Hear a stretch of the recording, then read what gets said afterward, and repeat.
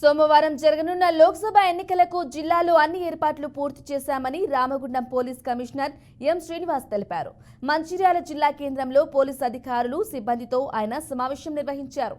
ఈవీఎంల తరలింపు, వాటిని స్ట్రాంగ్ రూమ్ కి చేరే వరకు ఎలాంటి అవాంఛనీయ ఘటన జరగకుండా బాధ్యతగా వ్యవహరించాలని ఆదేశించారు. స్వేచ్ఛాయుత వాతావరణంలో ఎన్నికలు జరిగేలా చూడాలన్నారు.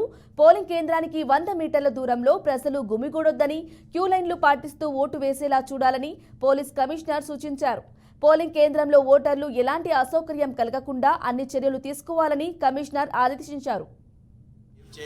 ఏం చేయాల్సిన బాధ్యత ఉంది, ఎలాంటి సిచ్యువేషన్లో ఏం చేయాలి, ఎవరు యాక్ట్ చేయాలి అనేది వాళ్ళందరికీ క్లారిటీ ఇవ్వడానికి ఇక్కడ ఈ యొక్క బ్రీఫింగ్ సెషన్ పెట్టడం జరిగింది. దాంట్లో భాగంగా మనము 1.5 month నుంచి మనం ఏదైతే ఎలక్షన్ ప్రాసెస్లో నడుస్తున్నామో అవన్నీ చేస్తూ ఈ వరకు వచ్చాము. ఇది is the final day, final match ఆడాల్సింది.